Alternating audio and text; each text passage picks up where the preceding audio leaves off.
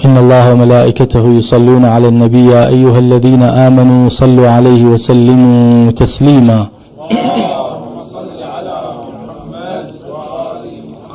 Respected brothers, respected sisters, Assalamu alaikum wa rahmatullahi wa barakatuh.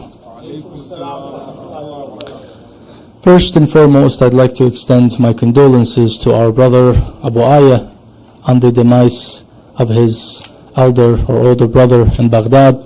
We ask Allah subhanahu wa ta'ala to grant the marhum the highest and the best of reward, and to join him with the Prophet and his progeny, and to grant him paradise, and to grant his loved ones and his family patience and solace. For his ruh, let us recite Surah Al-Mubarakah Al-Fatiha. Bismillah.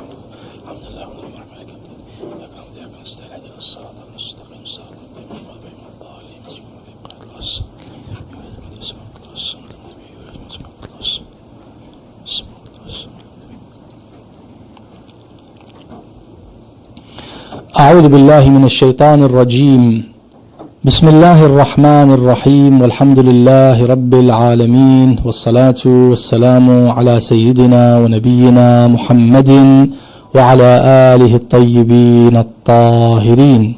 اللهم صل على محمد والبراءة من أعدائهم أجمعين من الأولين والآخرين. اللهم أنطقني بالهدى وألهمني التقوى ووفقني للتي هي أزكى. اللهم أخرجنا من ظلمات الوهم وأكرمنا بنور الفهم، وافتح علينا أبواب رحمتك، وانشر علينا خزائن علومك برحمتك يا أرحم الراحمين. وصل اللهم على سيدنا محمد وعلى آله الطيبين الطاهرين. قال الله الحكيم في كتابه الكريم: أعوذ بالله من الشيطان الرجيم، بسم الله الرحمن الرحيم.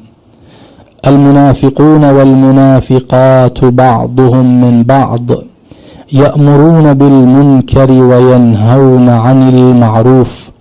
آمنا بالله، صدق الله العلي العظيم، وصدق رسوله الكريم. The hypocrites, men and women, are all alike. They bid what is wrong, they forbid what is right.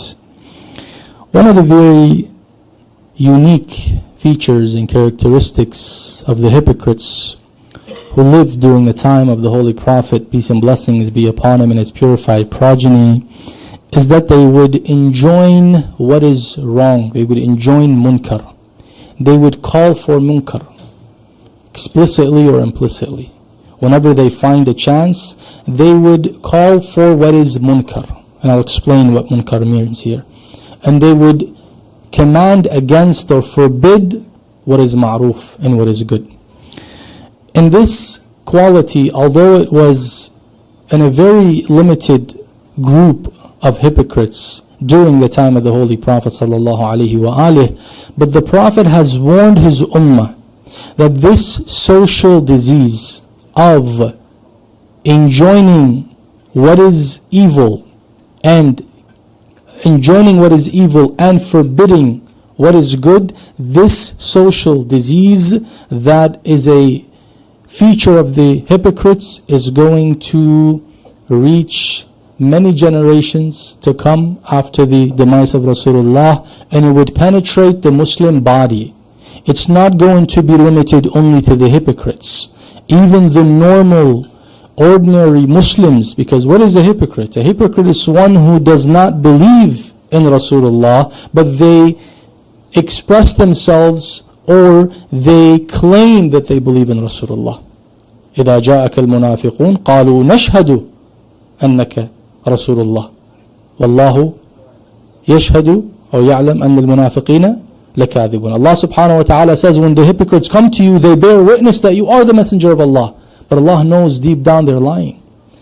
But the problem is this feature of forbidding what is good and enjoining what is bad, this quality is not going to be limited only to the munafiqeen, to the hypocrites, but rather it will reach those who are Muslims, who believe in Allah subhanahu wa ta'ala, who believe in Rasulullah, and who believe in al-yawm al-akhir. The question is why? Why would Rasulullah warn us and warn the Muslims from that time and generations to follow that be wary of this social disease? Let me give you one of the hadith here, which is reported in a very old hadith book known as Qurbul Isnad by Al-Himyari, rahmatullahi wa ridwanullahi ta'ala alayh, from the 3rd Hijri century. He says that the Holy Prophet, peace and blessings be upon him, and his progeny is reported to have said, how will you be when you Muslims, not the hypocrites, how will you be when you enjoin munkar and forbid ma'ruf? Well, there will be a time that you Muslims, some of the Muslim body, a segment of the Muslims, those who believe in Allah and believe in Rasulullah, will begin to enjoin what is munkar and to forbid what is ma'ruf. Now first, before we get into the gist of what is munkar and what is ma'ruf, allow me to read this riwayah for you. And this riwayah is from our beloved Imam As-Sadiq, as reported in Al-Kafi. He says that a man from the tribe of Khath'am is a tribe from the Arab tribes, he came to the Holy Prophet, peace and blessings be upon him and his progeny, and he says, which deeds are most despised by Allah the Almighty? You know, what is the greatest and gravest of sins that Allah despises? To which the Holy Prophet said, associating partners with Allah, a shirk, obviously. He said, then what? What comes after shirk? He says, then what? He says, severing family ties, or severing family ties, cutting ties with your kinship. And then he says, what? I want to know the next one. What is the third most dangerous vice or dangerous deed or dangerous sin that Allah subhanahu wa ta'ala despises? To which the Holy Prophet said, enjoining munkar and forbidding ma'ruf. It's a very, very dangerous phenomenon, and we have to be very careful of this phenomenon. What is munkar and what is ma'ruf? Munkar is anything that is considered by reason and by divine law to be something that is detested, something that is reprehensible, disliked, general, more general than it being haram or makruh. But in general, it is something that is despised. Allah despises it, and aql dictates that it's also an evil act, or an act that is despised and dispraised. That is munkar. And then we have ma'ruf, which is the opposite. That which is known to be good, and that which is known to be good, reason can dictate that, and divine law dictates that as well. Munkar and ma'ruf. Usually they're translated to good and evil. But good and evil are very, very broad terms. Here we're talking about the munkar and the ma'ruf. They are also, in a way, can be said as good and evil, but not all the good that we consider or assume to be good falls under ma'ruf, and I'll explain why. And not everything that we may see as evil falls under munkar. Why? Because there are two arenas here. Reason is capable of recognizing certain things that are evil, and is capable of recognizing certain things as evil. So reason has a capacity to tell you that this act is good and this act is evil, but not absolute. Please keep that point in mind, because we'll need it in a little bit. When you ask reason, are you able to tell me, if I give you an act, any act, can you tell me exactly if this is good or evil? Reason that is created by Allah is supposed to tell you, no, I don't know the answer to every act. I'll tell you some acts I can recognize as good and evil, but some acts I don't know. So who do we go to in acts that we don't know are good or evil? He says you have to go to divine law. Divine law has it all. So there are areas where aql Reason is capable of recognizing where good is and where evil is. But then there are areas that aql says, I am sorry, I do not know where good is and where evil is. That's why we need divine legislation. That is why we need shara. We need divine code of law. Give you a couple of examples. Attacking an innocent person. Bring this in front of reason. What do you think? Reason says evil. Reason, you know the answer to this question. It says yes, it's very clear. This is evil. Helping a poor person. Reason right away says what? This is good. Right away, reason dictates that it's good. Then we ask reason and say, reason, eating fish that doesn't have scales. Reason here is say, I don't know. That's not my arena. You just asked me a tough question that's outside of my parameters. I don't know beyond. Fish that doesn't have scales. It could be good, it could be evil, but I just don't know. I have to defer to who? Divine law. We come to divine law, and divine law says what? It is unlawful, it is haram to eat fish that doesn't have scales, according to the famous view in the Shia 12er jurisprudence. Maybe that example is contested, because you may find the alim here and there that may allow that. But let's come back to pork. You come to aql and you say, aql, what do you think of eating pork? Aql is going to say, also I don't know. It could be good, it could be evil. Aql by itself does not know the answer to this question. It cannot recognize the act of eating pork as being good or evil. So where does it defer you to? Divine law. You ask aql, what do you think of this act? So what is it? Circulating the Kaaba. A human being goes around the Kaaba 7 times. Is this a good act or an evil act? Aql says, no idea, no clue. Who do we defer to? He says, go to Shara. Divine law will tell you this is a good act or not. You tell aql, what do you think of praying a mustahab salah, such as Salat al-Ghufayla, but in jama'ah, in congregation? Aql says, I don't know. This could be a good act, this could be a bad act. We come back to Shara and we say, divine law, what do you think of circulating the Kaaba? He says, this is a mustahab act. In fact, it's wajib if it's part of Hajj or Umrah.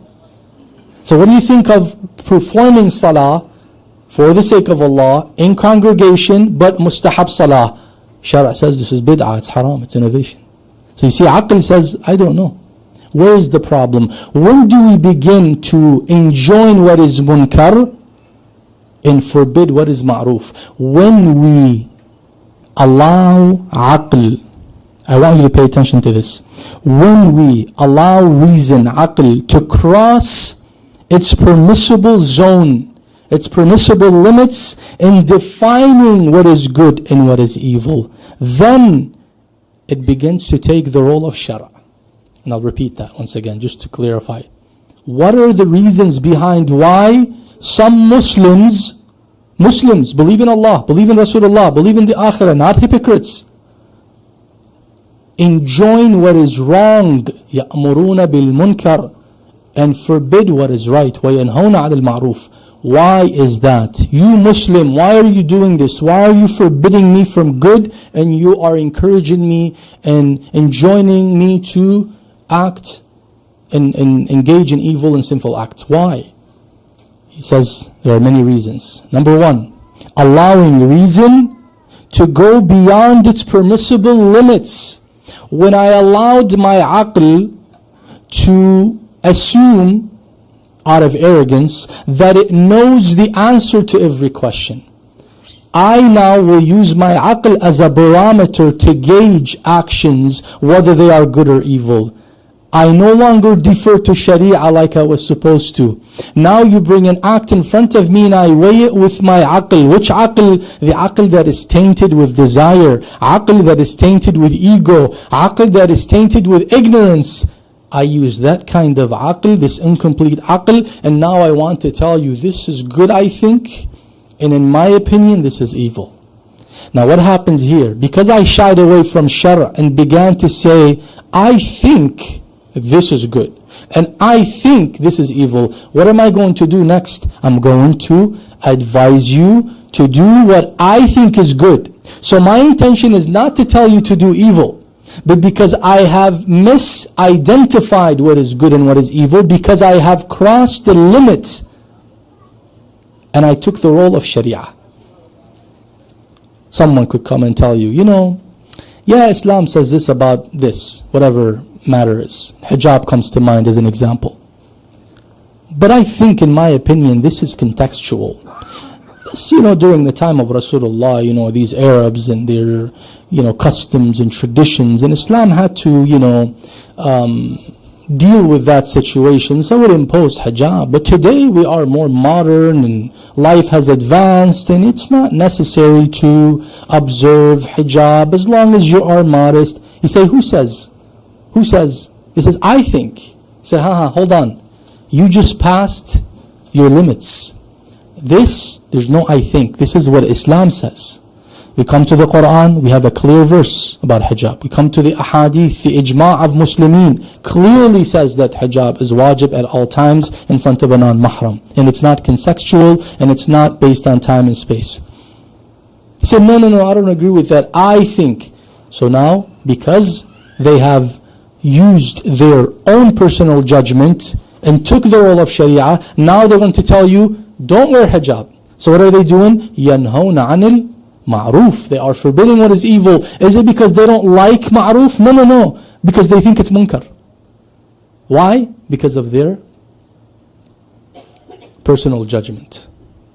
Whenever we allow aql to go beyond its limits. Imagine you have a company and everyone has a role. The CEO has a role. Alaykum salam. The employees have a role. Imagine the secretary of the prime minister, let's say of the government, or of a CEO, says, I'm going to go beyond my authority and powers, and I will sign off on the big papers.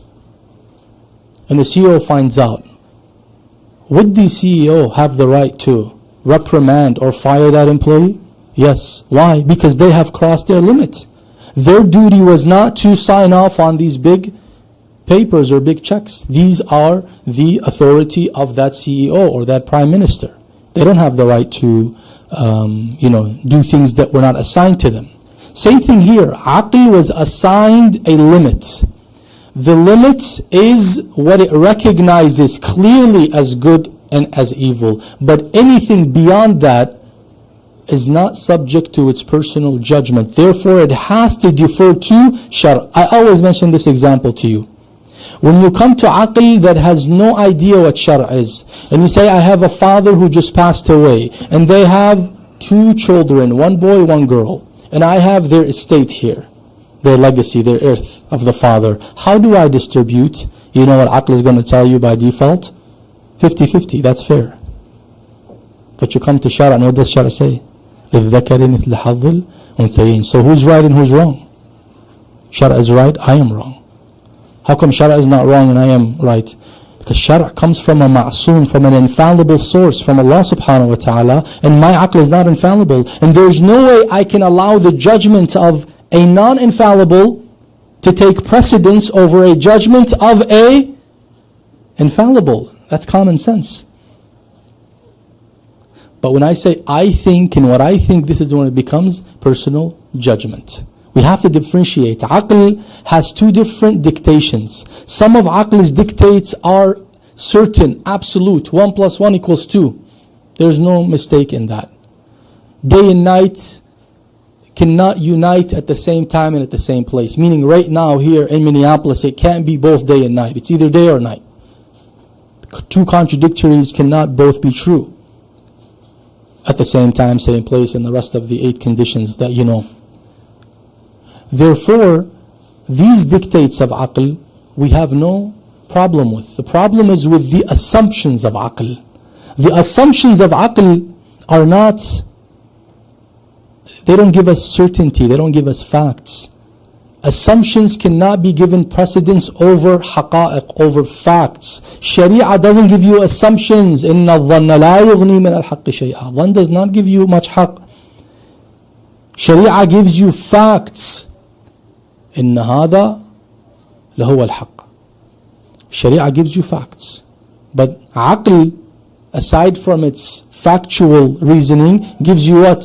give you assumption. Most of what our uqul has is what? Assumption. Allah subhanahu wa ta'ala speaks to those people that want to take the role of sharia and want to impersonate or confiscate the role of a divine legislator using their personal judgment. What does Allah say to them? He says to them, أعوذ بالله من الشيطان الرجيم بسم الله الرحمن الرحيم ولا تقولوا لما تصف ألسنتكم الكذب هذا حلال وهذا حرام لتفتروا على الله الكذب إن الذين يفترون على الله الكذب لا يفلحون. Do not say, asserting falsely with your tongues, this is lawful and that is unlawful, attributing lies to Allah. Indeed, those who attribute lies to Allah will not be successful.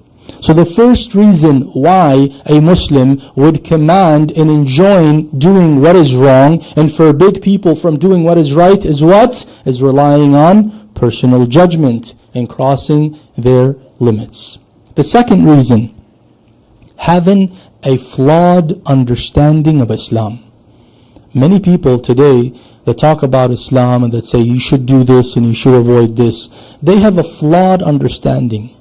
They have many glitches in how they understand Islam. Sometimes could be a mental health issue, but sometimes it's just flawed logic due to their very unsound way of reasoning. And there are reasons for that. This is not here the time to discuss the reasons why people have flawed logic. That's a different story. But some of the people that have flawed logic and a very, very superficial understanding, unfortunately when they approach the text, the Quran and the Hadith, they misunderstand and they begin to derive wrong concepts. How did Khawarij transpire in the Muslim history? Khawarij were normal Muslims. Some of them even, witnessed the elite Sahaba. And they were very close to the time of Rasulullah. They heard the Hadith, they read the Quran. But why is it that the Khawarij says what Ali alayhi salam has done in Siffin, in the issue of tahkim, made him a kafir? How did they make that conclusion? Flawed logic, wrong understanding. But they insisted on their wrong understanding and they truly considered Ali ibn Abi Talib to be a kafir, and then they assassinated Ali ibn Abi Talib while he was in sujood in Masjid al-Kufa, as you know, in the 19th of the holy month of Ramadan, year 40. So flawed understanding, people that come and tell you, look, Islam doesn't say this. Not because they're using personal judgment. No, because they have flawed understanding, wrong understanding, erroneous understanding. No, I think it's like this. I think Islam is about this issue. I think Islam is all about having a good heart. It doesn't matter if you have to perform salah or perform siyam. That's not a big deal, as long as you have a good heart. You tell this person, is this something that you have derived from Islam? They say, yeah. Allah says in the Holy Quran, إِلَّا مَنْ أَتَى اللَّهَ بِقَلْبٍ سَلِيمٍ يوم لا ينفع مال ولا بنون إلا من أتى الله بقلب سليم. There's the day that no wealth nor children will help you except the people who come with a sound heart. A person who comes with a sound heart. So according to their very superficial conclusion, by using one verse and abandoning and ignoring the rest of the verses, they have reached this very flawed conclusion that all you have to do is have a good heart. But that is wrong. That same Quran says that a Muslim, a mu'min, inna salata kanat ala al-mu'minina kitab mawquta. Salah has been prescribed and salah has been considered upon the mu'minin a kitab. Kitab here means not just a book, but as an obligation, a prescription prescribed by Allah subhanahu wa ta'ala with times.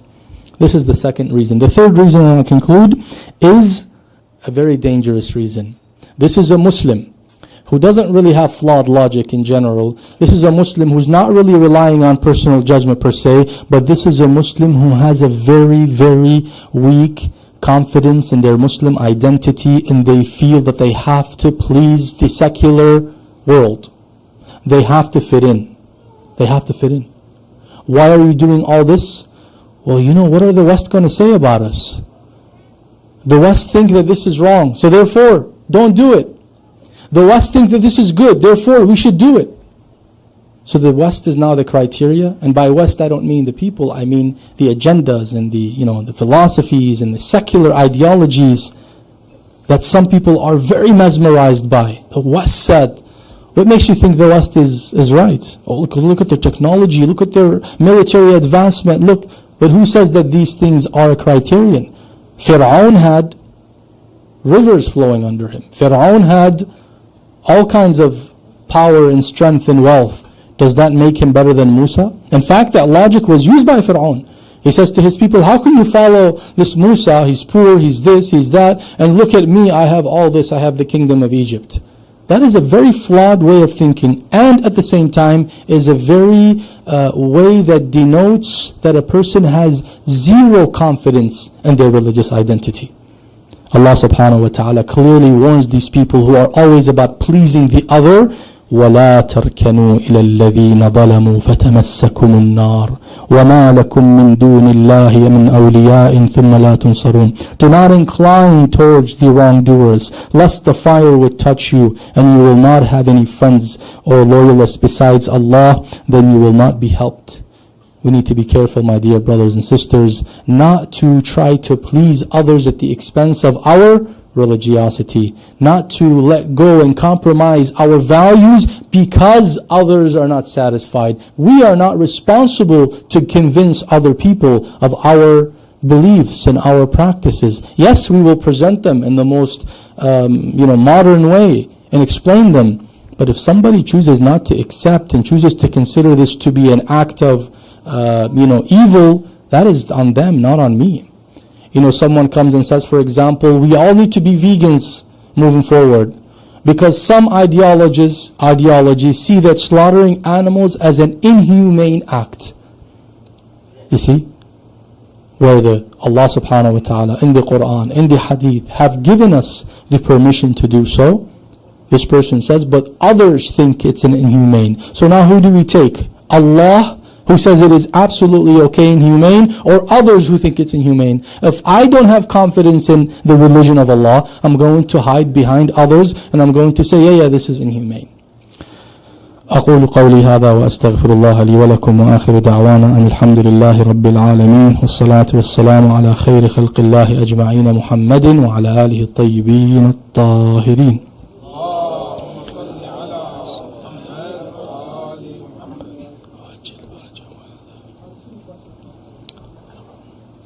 Inshallah, we have a quick reminder by our brother Sayyid Muntadher regarding the burial project. And I just want to remind my brothers, and I'll say this quickly in Arabic. إخواني مشروع المساعدة في الدفن تحدث عنه السيد كاظم مرارا بعث survey، وأنا أرسلتها أيضا لكم عبر المجموعة الواتساب جروب. هذه السيرفي والاستطلاع فقط من أجل أن يعرف السيد والجهة التي تعمل معه أنه عدد الراغبين، حتى بناء على عدد الراغبين إما يقدمون في هذا المشروع أو لا يقدمون. فآراءكم مهمة جدا في هذا المجال. فيرجى أن تدخل على الموقع قضية دقيقة فقط في الشيت اللي على الواتساب الجوجل شيت، بس تكتب الاسم والإيميل ورقم التليفون وعدد أفراد العائلة، معلومات جدا بسيطة ولست ملزما بشيء، مجرد يريد أن يعرف أن هل أنت راغب في هذا المشروع أو لا. يعني إذا ما حصل 300 راغب لا يمكنه أن يباشر في هذا المشروع. فأرجو أن نملأ هذه الاستمارات، والشكر لكم موصول وللسيد كاظم. تفضل سيدنا. السلام عليكم. I won't take a lot of your time today. Just we're going to talk about the form that we sent out on our newsletter about a couple of days ago. The disappointing part of it, from Imam Hussein Center, we only about 3 people who sign up. So we need more for this to work. For this program to work, everybody has to sign up.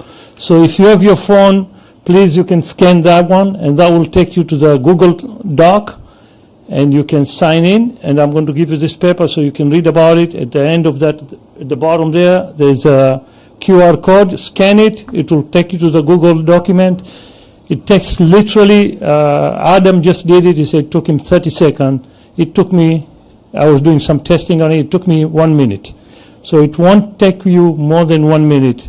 But it's so important for us. In order for us to do this program, we need to have the data. We need to know how many people we have. We need to know how many kids you have. What's your age? From there, we can give to the people who do this work. they will look at our and say, okay, is this something we can do it, or is this something we cannot do it? Because remember, we're going to be paying monthly on this one, and then if somebody died, we're going to give you $10,000 for the burial. If you want to take your family member to Iraq, we'll pay you $10,000 for whatever cost is going to take you to Iraq. To do that, we need that information. So please, boss on the lady side, but you only have to fill one per family. So if you have you and your kids staying in the same house, but they are married, they have to do separate. But if you kids under 26 in your house, you just do one. You, your wife, and your kids. You and your wife, your kids. If you have your son or your daughter staying with you, but they are married, they have to do separate. So inshallah, I'll pass this. Please do it as soon as you can. We really need, we hardly got 3 only. We only got 3 because I can see who did it. We get the report of it showing who the person is signing and all that. So if I don't see those names, it's very disappointing because we can't move it. In order for us to do this, we need everybody to be part of this, inshallah. So if somebody can help me to give it around, please, make sure everybody get it. And it does explain a little bit about it. What about my wife? It's different last name. Our life. No, name is not a problem. As long as your wife, you're good. As long as your wife. So the name is not okay, but make sure when you put your name, don't put Abu Ahmad, put your real name, how it shows on your licenses. So please, Iraq, especially Iraqi brother, because they use this Abu Ahmad, Abu Ali and all that, don't put Abu Ali inside. Probably you don't even know your name. But put your real name. Take out your licenses, look inside and make sure you see what is on your licenses. Put the same name what's on licenses. So we know exactly who it is. Yeah, and put your email address and the phone number, inshallah, and we'll be able to really, if we can get this by tonight, we can start working on it. So as many people as they can do this, please do it. Now, it doesn't mean that you have to sign it. We would like you to sign it because for this to succeed, everybody has to be in. And what is going to do for us, especially for I see a lot of new faces today here, but they were not here a couple of times, is we will be able to help each other, plus we will be able to buy the grave, the cemetery for us, for our children and our grandchildren. So we're looking for about 100 years from now, what our kids are going to be, inshallah. So please help me to do that. I need everybody help, please. Also, I know a lot of them, they are not here. Make sure you text message somebody. Just send the QR. Tell them to do it. If they need to call me and ask a question, please do that, inshallah. Salli ala Muhammad wa ali Muhammad.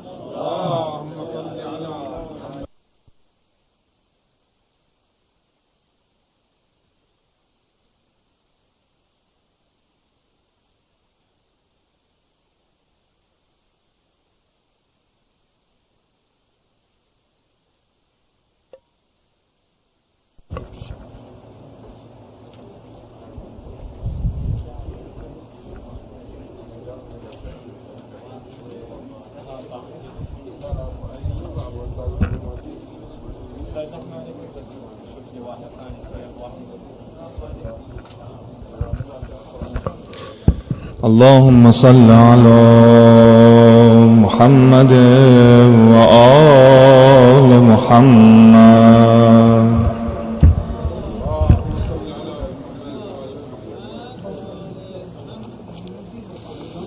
بسم الله الرحمن الرحيم.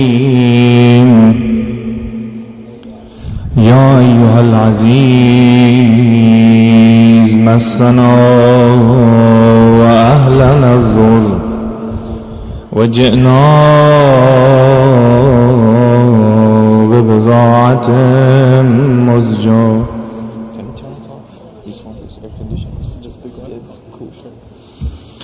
فأوف لنا الكيل وتصدق علينا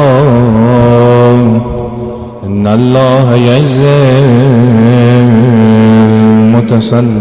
المتصدقين. اللهم إني أسألك برحمتك التي وسعت كل شيء وبقوتك التي قهرت بها كل شيء وخضع لها كل شيء، وذل لها كل شيء وبجبروتك التي غلبت بها كل شيء وبعزتك التي لا يقوم لها شيء وبعظمتك التي ملأت كل شيء وبسلطانك الذي على كل شيء وبوجهك الباغي بعد فناء كل شيء وبأسمائك التي ملأت أركان كل شيء وبعلمك الذي أحاط بكل شيء وبنور وجهك الذي أضاء له كل شيء يا نور يا قدوس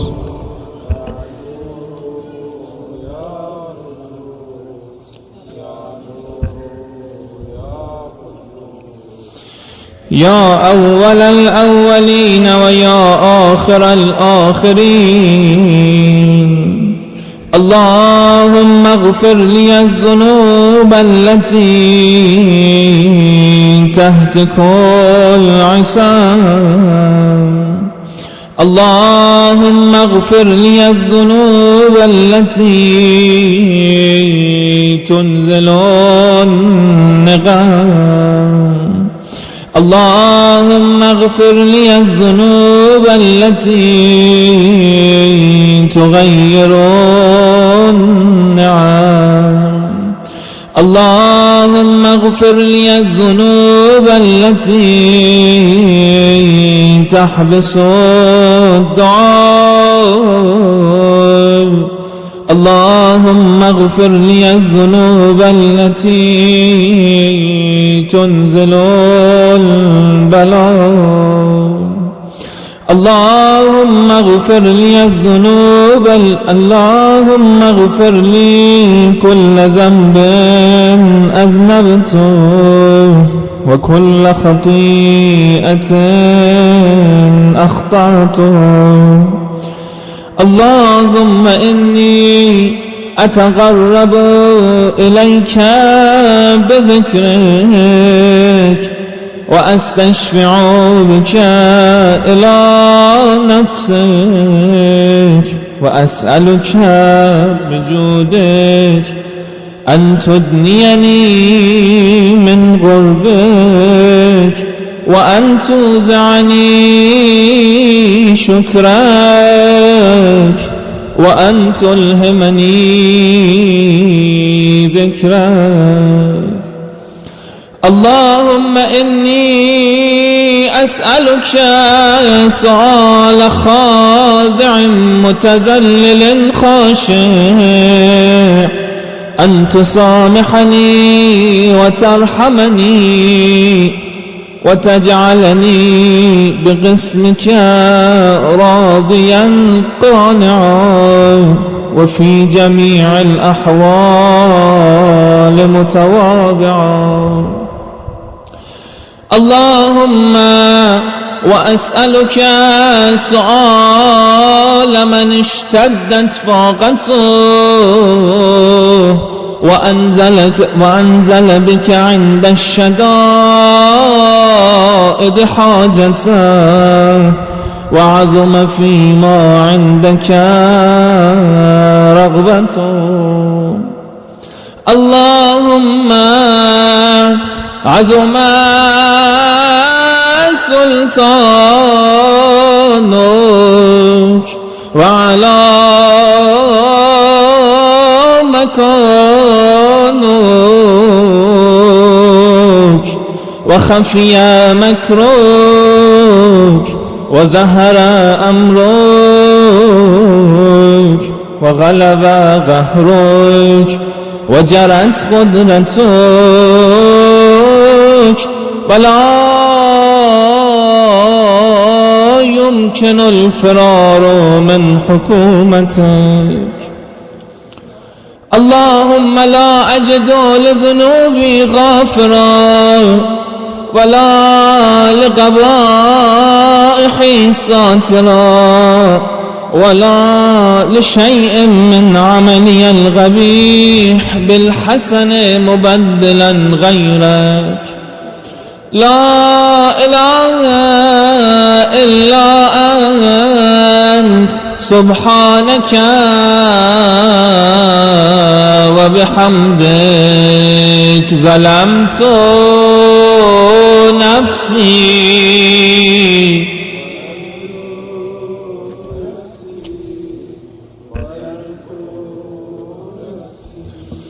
وتجرأت بجهلي وسكنت إلى قديم ذكرك لي ومنك علي. اللهم مولاي كم من قبيح سترته وكم من فادح من البلاء أقلته وكم من عثار وغيته وكم من مكروه دفعته وكم من ثناء جميل لست أهلا له نشرته. اللهم عظم بلائي وأفرت بي سوء حالي وقصرت بي أعمالي وقعدت بي أغلالي وحبسني عن نفعي بعد أملي وخدعتني الدنيا بغرورها ونفسي بجنايتها ومطالي. يا سيدي فأسألك بعزتك ألا يحجب عنك دعائي سوء عملي وفعالي ولا تفضحني بخفي ما اطلعت عليه من سري ولا تعاجلني بالعقوبة على ما عملته في خلواتي من سوء فعلي وإساءتي ودوام تفريطي وجهالتي وكثرة شهواتي وغفلتي. وكن اللهم بعزتك لي في كل الأحوال رؤوفا وعلي في جميع الأمور عطوفا. إلهي وربي من لي غيرك أسأله كشف ضري والنذر في أمري. إلهي ومولاي أجريت علي حكما اتبعت فيه هوى نفسي ولم أحترس فيه من تزيين عدوي فغرني بما أهوى وأسعده على ذلك الغذاء فتجاوزت بما جرى علي من ذلك بعد حدودك وخالفت بعد أوامرك فلك الحمد علي في جميع ذلك، ولا حجة لي فيما جرى علي فيه غضبك، وألزمني حكمك وبلاؤك. وقد أتيتك يا إلهي بعد تقصيري وإسرافي على نفسي، معتذرا نادما منكسرا مستغيلا، مستغفرا منيبا، مقرا مذعنا معترفا، لا أجد مفرا مما كان مني ولا مفزعا أتوجه إليه في أمري غير قبولك عذري، وإدخالك إياي في سعة من رحمتك. اللهم فاقبل عذري وارحم شدة ضري، وفكني من شد وثاغي يا رب ارحم.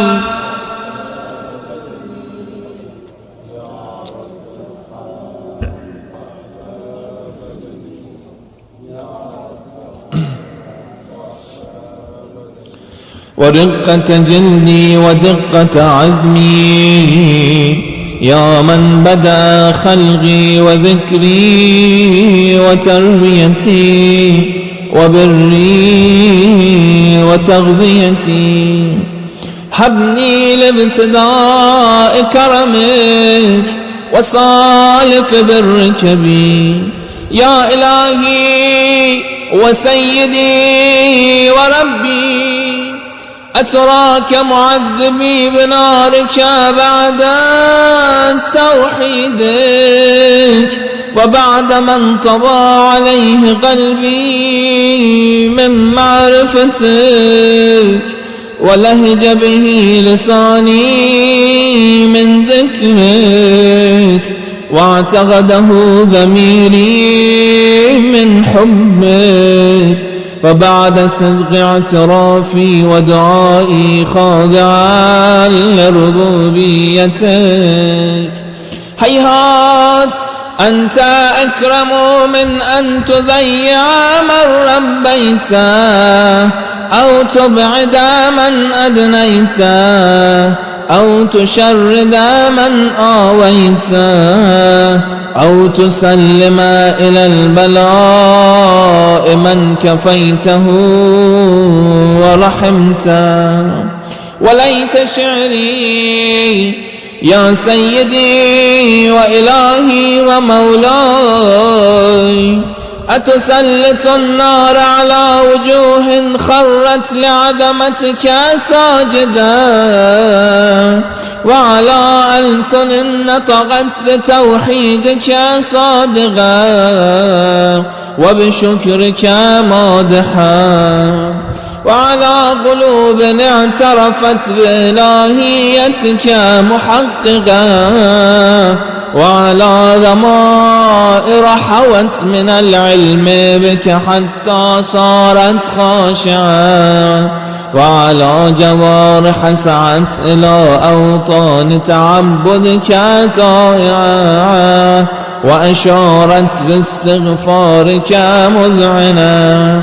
ما هكذا الظن بك، ولا أخبرنا بفضلك عنك يا كريم.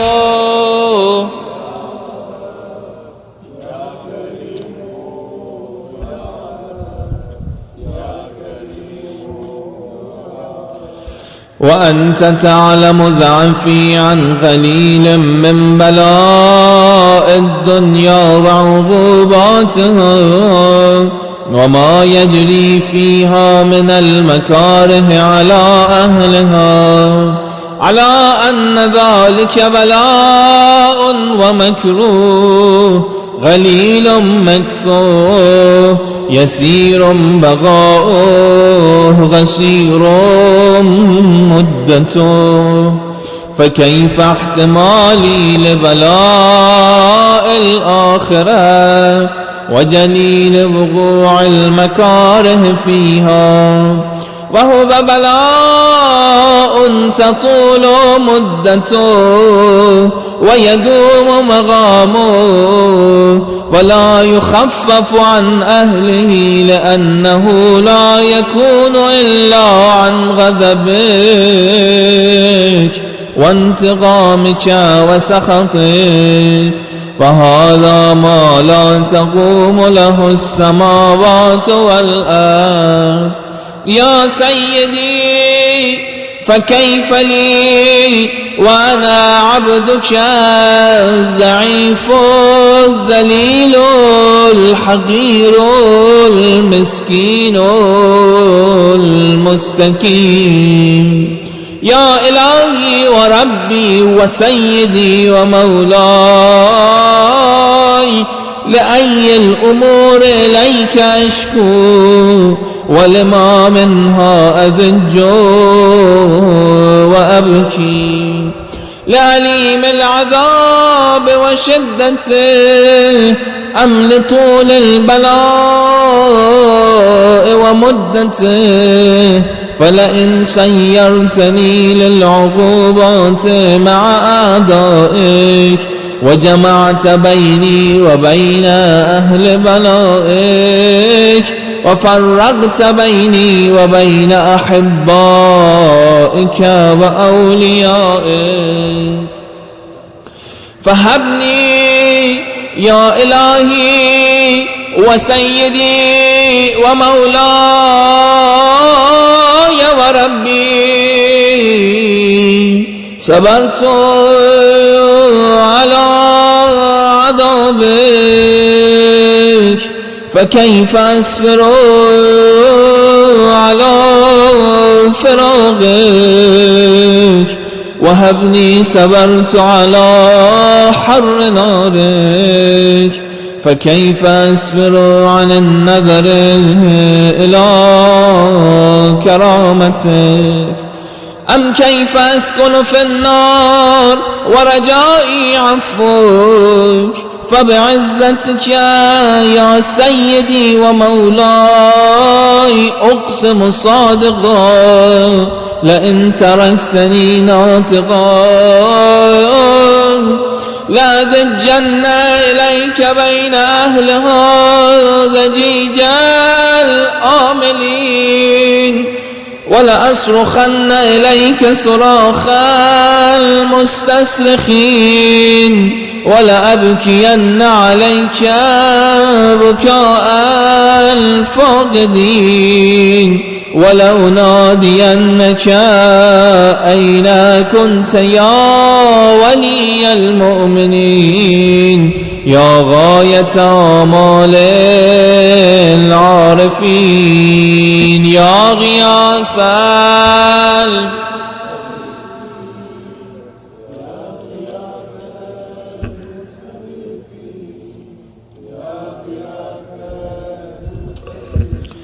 يا حبيب قلوب الصادقين، ويا إله العالمين. أفتراك سبحانك يا إلهي وبحمدك تسمع فيها صوت عبد مسلم سجن فيها بمخالفته وذاق طعم عذابها بمعصيته، وحبس بين أطباقها بجرمه وجريرته، وهو يضج إليك ضجيجا مؤمل لرحمتك، ويناديك بلسان أهل توحيدك، ويتوسل إليك بربوبيتك. يا مولاي فكيف يبقى في العذاب وهو يرجو ما سلف من حلمك؟ أم كيف تعلمه النار وهو يأمل فضلك ورحمتك؟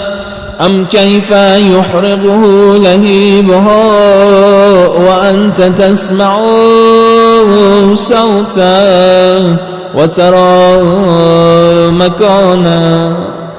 أم كيف يشتمل عليه زفيرها وأنت تعلم ضعفه؟ أم كيف يتغلغل بين أطباقها وأنت تعلم صدقه؟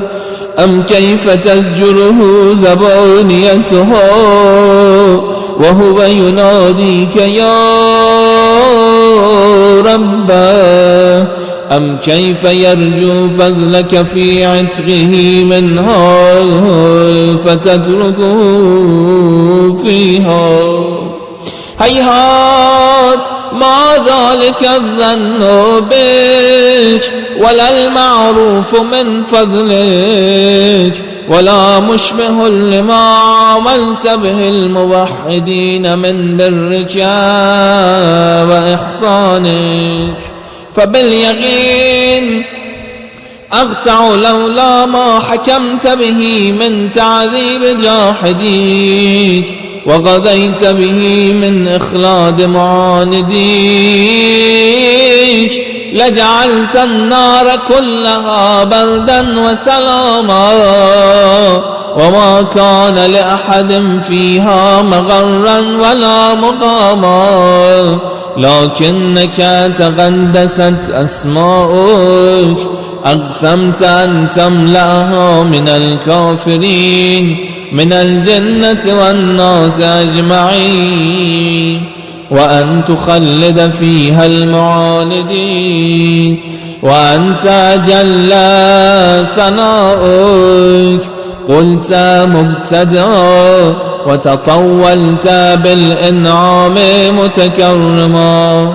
أفمن كان مؤمنا كمن كان فاسقا لا يستوون.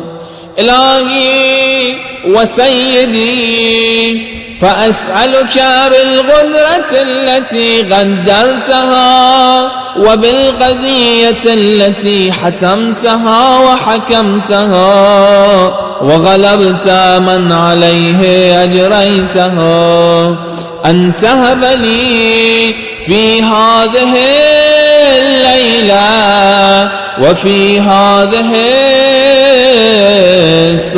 الساعة كل جرم أجرمته وكل ذنب أذنبته وكل قبيح أسررته وكل جهل عملته كتمته أو أعلنته أخفيته أو أظهرته، وكل سيئة أمرت بإثباتها الكرام الكاتبين الذين وكلتهم بحفظ ما يكون مني وجعلتهم شهودا علي مع جوارحي، وكنت أنت الرقيب علي من ورائهم والشاهد لما خفي عنهم،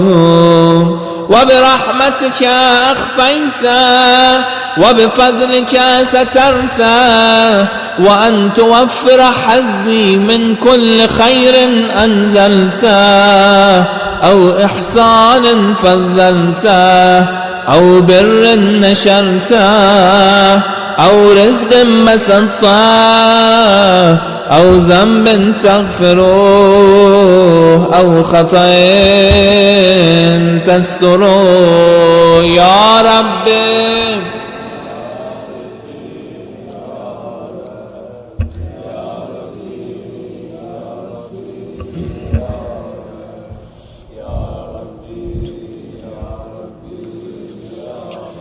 يا إلهي وسيدي ومولاي ومالك رقي، يا من بيده ناسيتي، يا عليما بضري ومسكنتي، يا خبيرا بفقري وفاقتي، يا ربي يا ربي.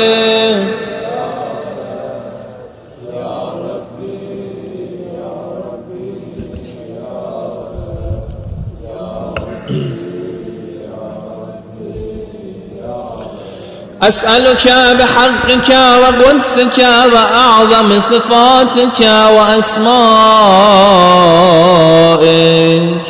أن تجعل أوقاتي من الليل والنهار بذكرك معمورة وبخدمتك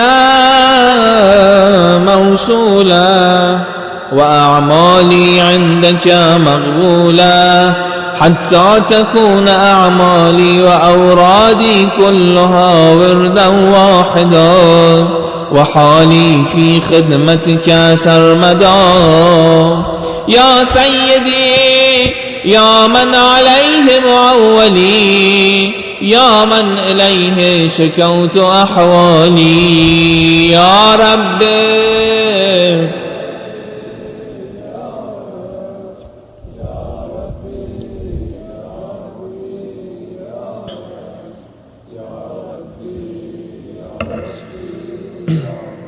قوي على خدمتك جوارحي،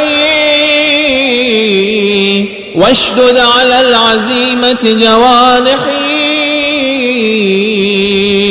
وهب لي الجد في خشيتك والدوام في الاتصال بخدمتك، حتى أسرح إليك في ميادين السابقين، وأسرع إليك في البارزين، وأشتاق إلى غربك في المشتاقين، وأدنو منك دنو المخلصين، وأخافك مخافة الموقنين، وأجتمع في جوارك مع المؤمنين. اللهم ومن أرادني بسوء فأره، ومن كادني فكه، واجعل لي من أحسن عبيدك نسيبا عندك، وأقربهم منزلة منك، وأخسهم زلفة لديك، فإنه لا ينال ذلك إلا بفضلك. وجدني بجودك، واعتف علي بمجدك، واحفظني برحمتك، واجعل لساني بذكرك لهجا، وقلبي بحبك متيما، ومن علي بحسن إجابتك، وأقلني عثرتي، واغفر زلتي، فإنك غذيت على عبادك بعبادتك، وأمرتهم بدعائك، وذمنت لهم الإجابة. فإليك يا رب نسبت وجهي، وإليك يا رب مددت يدي، فبعزتك استجب لي دعائي، وبلغني مناي، ولا تقطع من فضلك رجائي، واكفني شر الجن والإنس من أعدائي، يا سريع الرضا.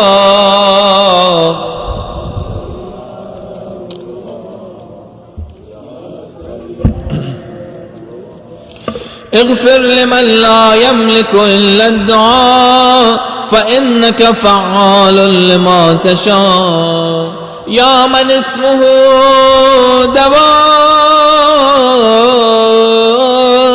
وذكره شفاء، وطاعته غنى.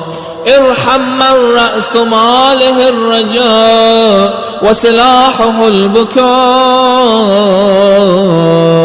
يا سابغ النعم يا دافع النقم يا نور المستوحشين في الظلام يا عالما لا يعلم صل على محمد وآل محمد وافعل بي ما أنت أهله. وصلى الله على رسوله والأئمة الميامين من آله وسلم تسليما كثيرا.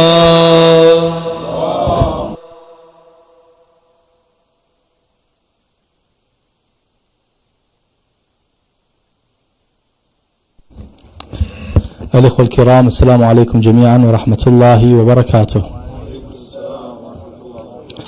بعد ذي بدء نتقدم بأحر التعازي إلى أخينا العزيز الأخ أبو آية بوفاة أخيه الحاج المرحوم أبو سامر المسعودي الذي وافاه الأجل في العراق في الأيام الماضية.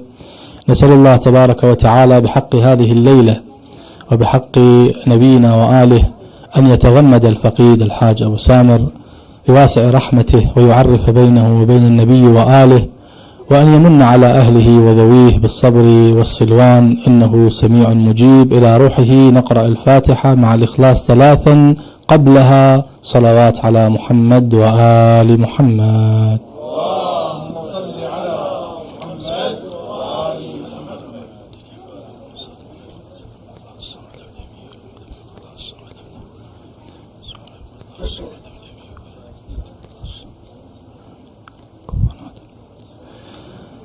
بسم الله الرحمن الرحيم. الحمد لله رب العالمين، والصلاة والسلام على سيد الخلق أجمعين نبينا محمد وعلى آله الطيبين الطاهرين. اللهم صل على محمد وآل محمد. قال الله الحكيم في كتابه الكريم: يا أيها الذين آمنوا اتقوا الله ولتنظر نفس ما قدمت لغد. هذه الآية تذكرنا وإياكم في كل آن من الآنات أننا مقبلون على يوم نقف فيه أمام الله تبارك وتعالى لنحاسب. والآية الكريمة تحذرنا تنذرنا وتحثنا في نفس الحين أن ننظر في كل عمل نقدمه لغد. الآية وظفت هذه المفردة بعناية، لم تقل الآية ولتنظر نفس ما عملت. من العمل قد يمحى أثره، قد يعمل الإنسان عمل خير لكن يبطله بأعمال أخرى مثلا بمعاصي فيفسده أو تحبط أعماله أو يحبط عمله. وقد يعمل عملا شرا وإثما لكنه يستغفر منه فيمحو أثره.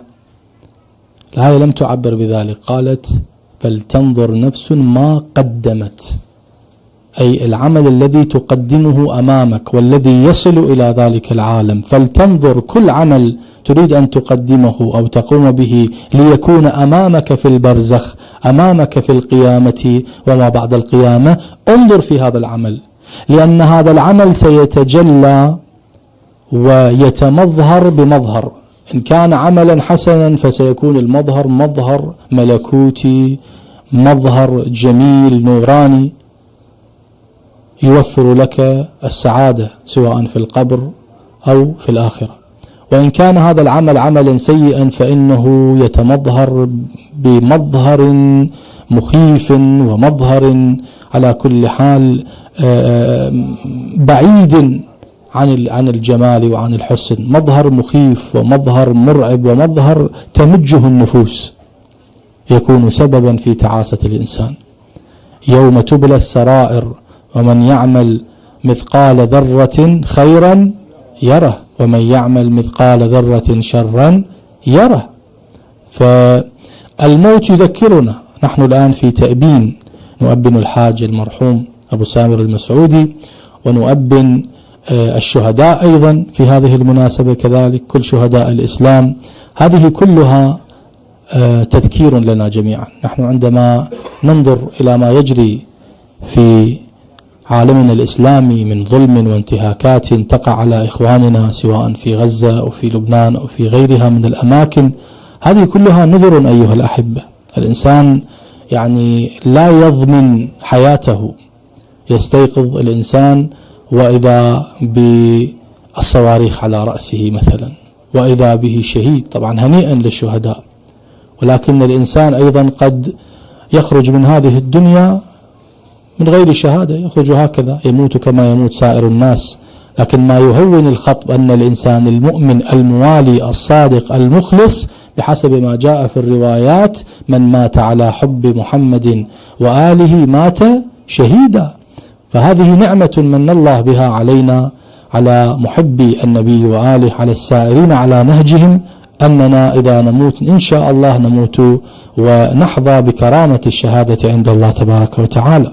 لكن هذا يحتاج من الإنسان أن يقدم، أن يعمل، أن يهيئ، أن يكون مخلصا لدينه، أن يكون مخلصا في عباداته، أن يكون صادقا في معاملاته. نعم يا أيها الذين آمنوا اتقوا الله ولتنظر نفس ما قدمت لغد. نسأل الله تبارك وتعالى الرحمة والرضوان للفقيد الحاج أبو سامر، والعزاء والسلوان لأخيه أبو آية وأسرته الكريمة، ونسأل الله الرحمة والرضوان لشهدائنا الأبرار الذين قضوا نحبهم من المؤمنين، رجال صدقوا ما عاهدوا الله عليه، فمنهم من ينتظر ومنهم من قضى نحبه وما بدلوا تبديلا. نعم أيها الأحبة، إلى أرواح الشهداء جميعا، مرحوم الحاج أبو سامر وسائر شهداء الإسلام جميعا، رحم الله من يقرأ الفاتحة مع الإخلاص 3 قبلها صلوات.